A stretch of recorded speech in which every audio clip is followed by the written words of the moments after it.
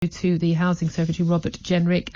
It's got a white paper, Planning for the Future, being published today. It proposes a biggest reform. We say, we were told for 70 years.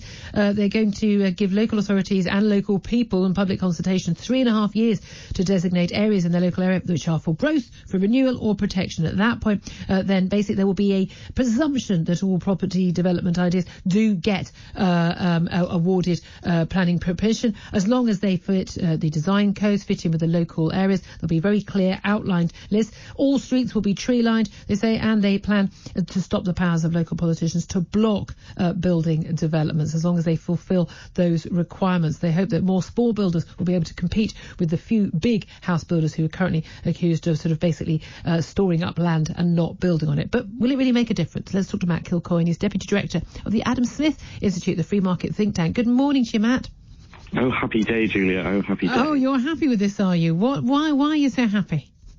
I'm so happy because finally, after 70 years of sitting with planning laws that block development, that block building, that try and constrict who can build, where they can build, we're finally getting a planning system that will mean that it's on the side of tradies, on the side of builders, on the side of families that actually want to expand and build for themselves, that wants people to own their own homes rather than being blocked by planners and architects that just want to line their own pockets. Well, this is it. We're constantly told that there's a problem with the planning system and it's local authorities make everything far too complicated, drag things out for years and years, and local people who are homeowners themselves, they actually try and stop any development that's going to happen because they think a new home being built is going to bring down the value of their property, plus they don't want to have to put up with bulldozers going past and the like. Is that the problem, or is the problem with the home builders themselves? We're told that now, the cost of entry to this this industry, this sector, are so high. It's now down to just a few big house building companies. They are basically, storing up land banking. They get planning permission for it. It goes up massively in value. They just build a few houses every year because they can make huge profits on each of those houses, and it's them that's the problem. Where does the problem lie, in your view? Well, and the problem lies that actually purely down to an act that happened in 1947, the Town and Country Planning Act, that blocks development. And one of the reasons why you've got those big developers and why they've got lots of land and lots of applications built up over a period of time is because the supply is actually very arbitrary. So you put a planning application in, you have a wrangle over it for 2 or 3 years. Well, actually, if you're a small or medium builder, you can't do that. It's very expensive.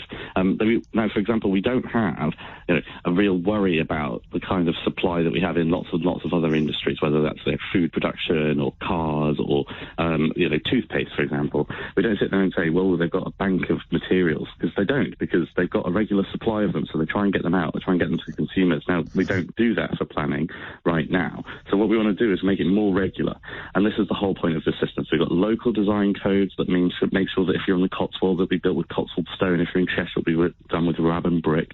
And then we've got also certain areas of cities will be designated growth places, certain places will be designated protection and cultural sites, and that will then mean that those places you'll be expected not to build, and some places you'll be expected to build, and that will make it much easier for smaller and medium firms to get in on the act, and those mom and pop firms, people who just want to renovate, to get in on the act, where instead of having these big set-piece house builders that end up building those identikit housing estates that most people actually don't really like.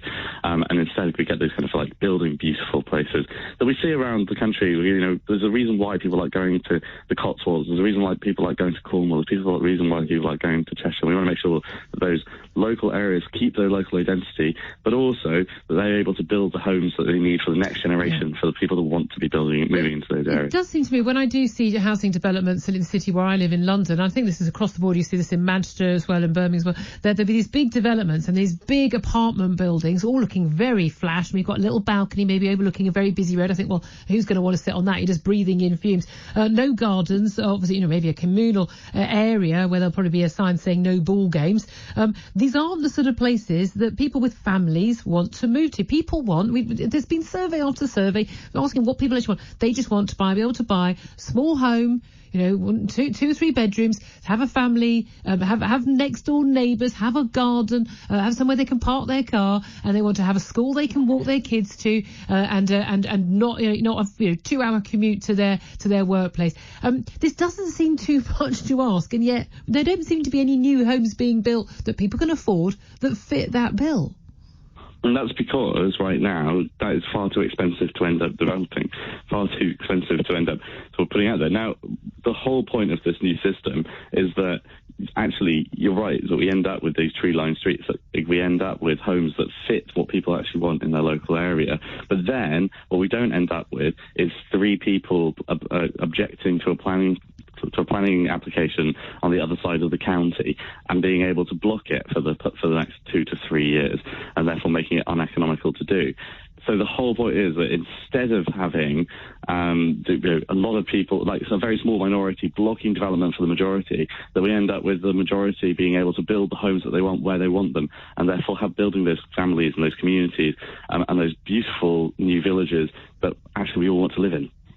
That is the key thing. And what do you make also of this idea of bringing in this new infrastructure levy? It's a fixed percentage. That's the percentage you pay. If you build a new development that's costing, 40 million quid, you will pay this percentage on it. If it's 20 million, you'll pay this percentage, and you pay it into the local council to help with their local infrastructure, the roads, schools, presumably being able to build some more homes in the local area for social homes or affordable homes for local people, as opposed to the current one, which extraordinarily, the Robert Jenrick, the housing secretary, has said, no one will be able to wriggle out of their obligations in paying that. Extraordinary, given that he himself was accused of, and I tackled him on this only half an hour ago, of helping a millionaire developer, Richard Desmond, the former owner of the Express, get out of paying the community infrastructure levy that's currently in place to Tower Hamlets Council for the £1 billion development he wanted approval for by fast-tracking, allowing it to go ahead. It's now not going ahead, but not because of his choice, by making sure that went through a day before that levy would have come into force. I mean, it does seem a bit rich from the government, doesn't it? Do you know what, Julia? I don't like adding extra costs to things, especially when they're already really costly. But I do like adding extra simplicity. Now, as you say, there was a case that happened, which only actually really happened because of the weird system that we've got, which is politically arbitrary. This idea that this development in the Isle of Dogs should have ended up on the Secretary of State's desk is insane for any other country in Western Europe. This is a development in a local area, then it has London on top of it, then it has a national planning system. No, what we actually needed was a local design there, then it would have been approved in the first place. We'd never have had this issue. And actually, if it has a very clear cut, you're going to pay 6%, then you work that into the development cost. And therefore you'd either do it or you don't. And actually that simplicity means that you end up with less of this kind of arbitrary action, and therefore less of these issues and less of these scandals in future. So I do welcome the simplicity. I don't welcome the extra cost, but I do welcome the simplicity, because it does mean that those developers can't wriggle out of that kind of, wriggle out of their obligations, as you said. Thank you very much indeed, Matt Kilcoyne from the Adam Smith Institute.